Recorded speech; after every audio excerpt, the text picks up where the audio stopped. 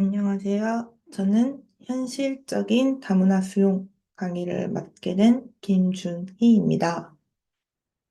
여러분들은 새로운 문화를 맞닥뜨리게 되었을 때 어떤 반응을 보이는 편인가요? 너무 새롭고 신기한 나머지 긍정적으로 이를 수용하고 이해하는 편인가요? 아니면 낯설고 당황한 나머지 나도 모르게 거부감을 갖게 되는 편인가요? 저의 경우에는 어떤 문화는 바로 이해하고 수용할 수 있었지만 어떤 문화는 좀처럼 받아들이기 힘든 것도 있었습니다. 오늘의 강의는 우리가 문화를 새롭게 맞닥뜨렸을 때 어떤 자세와 태도를 갖추어야 할지 고심해보는 강의가 되겠습니다. 목차 설명을 드리겠습니다. 먼저 서론부터 시작해서 문화란 문화 상대주의, 문화적 보편주의, 인권, 윤리, 마무리 순으로 진행되겠습니다.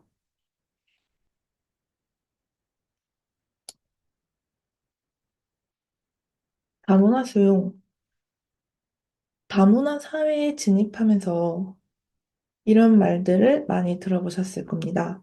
타 문화를 이해해라. 틀린 게 아니라 다른 것이다. 문화가 다른 사람들과 같은 공간에서 어울려 살기 위해서는 서로의 문화를 존중하고 이해해야 합니다. 그리고 이것은 다문화 사회에서 필수적인 일입니다. 그러나 앞서 말씀드린 것처럼 문화에 따라서 이해할 수 있는 게 있고 이해하기 힘든 것도 존재합니다. 다음은 문화의 예시를 들어보도록 하겠습니다. 손으로 밥을 먹는 행위. 어떻게 생각하시나요? 만일 여러분들은 식당에 갔는데 옆 사람이 손으로 밥을 먹고 있으면 어떨 것 같으신가요? 저의 경우에는 처음에는 그 모습을 보면 당황할 것 같습니다.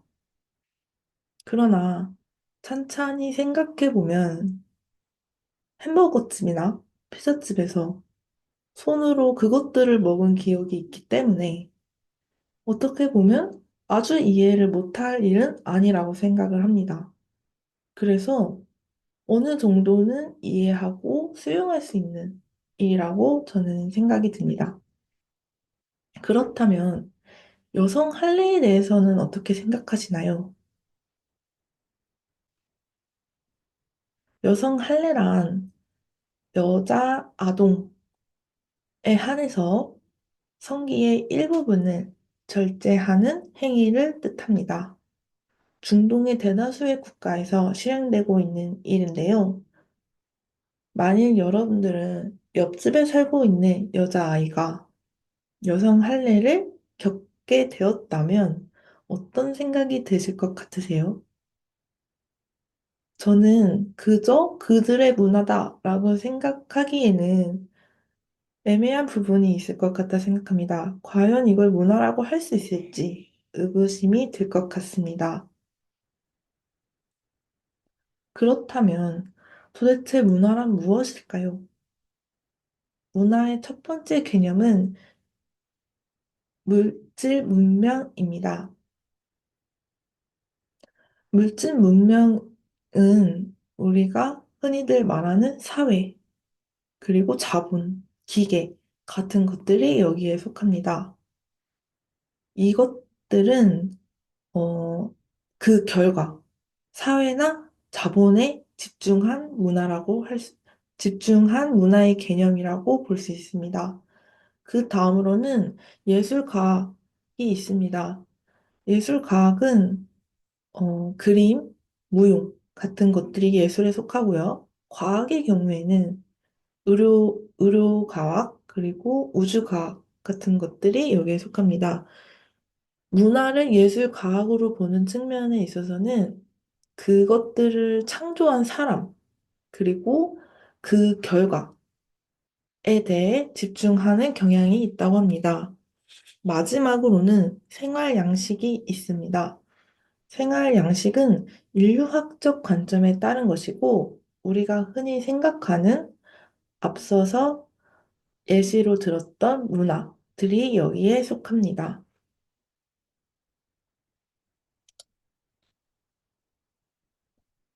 인류학 관점의 문화에 대해서 설명드리고자 합니다. 인류학 관점의 문화는 특정한 시대에 특정한 사회에서 공유된 사람들의 생활 양식이라고 합니다. 그리고 그래서인지 문화의 정의가 시대에 따라 변한다고 합니다. 그렇다면 각자의 생활 양식이라고 할 수 있는 문화를 우리는 어떻게 받아들여야 할까요? 먼저 문화 상대주의라는 개념을 소개해 드리고자 합니다. 문화 상대주의란 모든 문화가 고유한 가치를 가지고 있다는 내용입니다. 그렇기 때문에 문화 간에 우열을 가릴 수 없다고 합니다. 한마디로 틀린 게 아니라 다른 것이라는 이야기지요. 모든 문화가 서로 존중되어야 한다는 이야기는 듣기에는 참 좋은 이야기 같습니다. 그렇다면 현실은 어떨까요?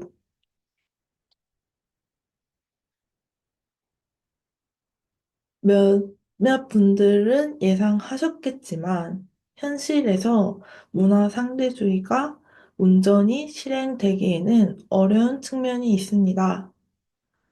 문화 차이, 문화 차이에 따라 도덕적 경계가 존재하기 때문에 복잡한 논의도 필요합니다. 이번에는 한국에서 문화로 인한 갈등 사례를 몇 가지 소개해 드리겠습니다. 이것은 대구 이슬람 사원에서, 그러니까 대구에서 이슬람 사원 건축을 허가하자 대구 주민들이 반대 시위를 벌이는 모습입니다. 두 번째는 인천시의 이야기인데요. 인천시에서는 외국인 밀집 지역에 생활 쓰레기가 무단 투기되어 골머리를 앓고 있다고 합니다. 이 두 사례는 다양한 이유와 근거들이 존재하겠지만 가장 큰 이유는 문화를 수용하지 못했다는 것에서 비롯했다고 봅니다. 이 무슬림 사원을 반대하는 시민의 의견을 들어보니 무슬림 사원을 짓는 것은 이슬람 사원을 짓는 것은 동네를 이슬람화하는 것이고 그것은 굉장히 무섭고 싫은 일이다 라고 이야기를 했습니다. 그리고 인천시에서 쓰레기 무단 투기를 한 외국인에게 왜 그런 일을 했냐고 물어보니 그 외국인 주민이 자신의 모국에서는 쓰레기를 버릴 때 돈을 들이지 않는데 한국에서는 쓰레기 봉투를 돈을 주고 사야 되고 쓰레기를 버릴 때 매번 돈이 들어서 그것이 싫다라고 했습니다. 두 사례는 서로의 문화를 수용하지 못하고 거부하는 데에서 일어난 갈등이라고 보시면 될 것 같습니다. 그렇다면 이렇게 현실에서 문화 상대주의가 온전히 실행되기는 어려우니 이번에는 문화적 보편주의에 대해서 설명드리겠습니다. 문화적 보편주의란 서로 다른 사회의 문화 차이를 뛰어넘어 문화를 공통의 도덕적 기준으로 접근하는 것을 뜻합니다. 이는 보편적 윤리에서 비롯된 개념입니다. 보편적 윤리는 인간의 본성에는 누구나 비슷한 보편성이 있고 이것은 시대와 장소에 상관없이 타당하다고 인정되는 보편적 가치가 존재된다는 소리입니다. 그 예시로는 인간의 존엄성, 자유, 평등이 대표적으로 있습니다. 이런 기준들을 여러분의 머릿속에 가지고 있다면 문화 수용에 있어서 도움이 될 거라고 생각이 듭니다. 반대로 낯선 문화를 거부할 때도 단순히 감정이 아니라 나름의 기준들, 보편적인 윤리와 문화를 생각해서 판단한다면 좋을 것 같습니다. 그렇다면 보편적 문화와 윤리의 바탕에는 무엇이 존재하고 있을까요? 바로 인권입니다. 인권은 모든 인간이 태어날 때부터 가지는 기본적인 권리입니다. 인종, 성별, 국적, 종교, 문화 등에 관계없이 모든 사람에게 적용되는 것입니다. 바로 인간의 존엄성이 여기에 해당한다고 보시면 될 것 같습니다. 그러나 이 인권 역시 최근에는 서구 중심적이고 남성 중심이라고 비판을 받고 있습니다. 우리가 생각하는 인권이 남성과 서구에 한해서 마련되었다는 것이지요. 그래서 이 문제를 해결하기 위한 해결책으로는 보편성을 확대하는 것보다는 모든 주변인을 인권이라는 틀 안에 포용할 수 있어야 한다고 합니다. 예를 들면 소수민족이라든가 또는 그동안은 의사 표현을 거의 하지 않았던 아동이나 여성, 노인 등에게도 인권이라는 틀 안으로 모두를 포용해야 한다라는 이야기입니다.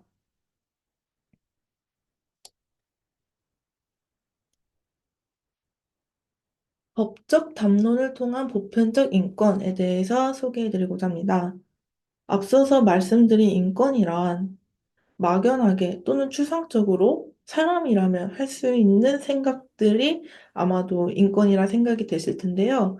그것을 하버마스는 법적 담론을 통해 인권을 정당화해야 한다라고 주장했습니다. 인권의 현실적 적용은 법을 필요로 하고 그것을 강조하면서 인권을 법적 개념으로 이해해야 한다고 했습니다. 인권은 특수한 사회적 이념, 도덕 원칙, 문화적 전통에 근거해서도 안 된다고 했습니다. 오로지 인권은 민주적 담론과 의사소통을 위해 생기는 사회적 연대성에 근거해야 한다고 주장했다고 합니다.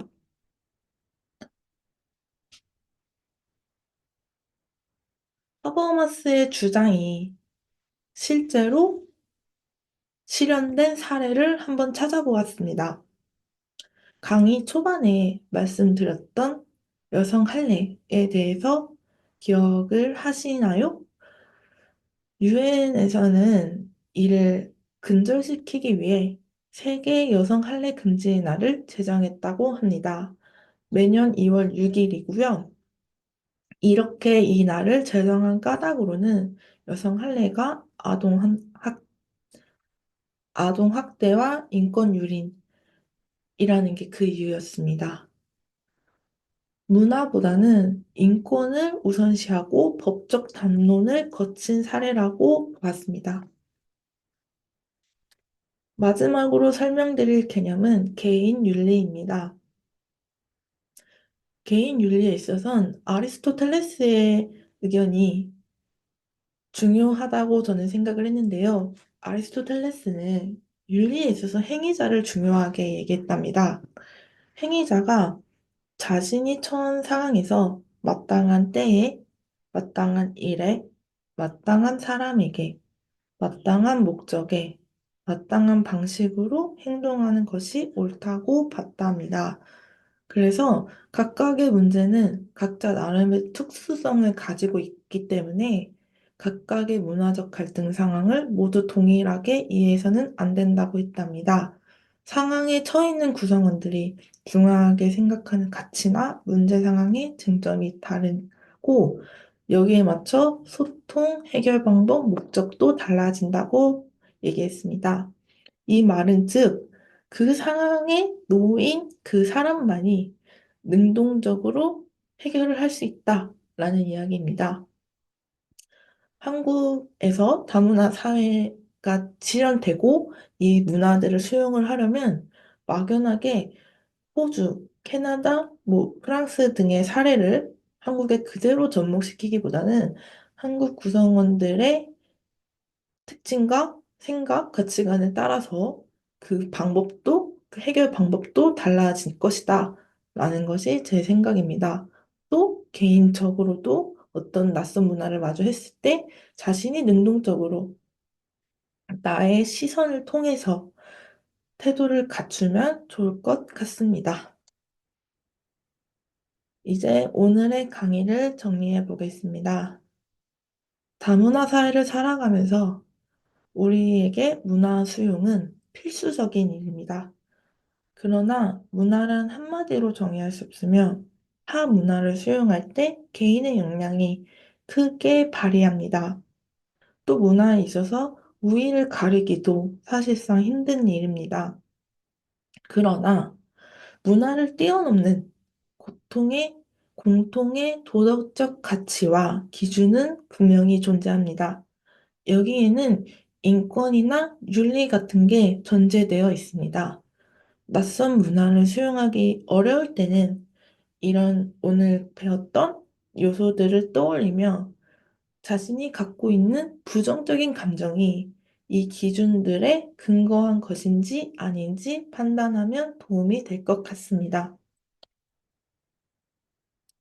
참고 문헌은 이와 같습니다.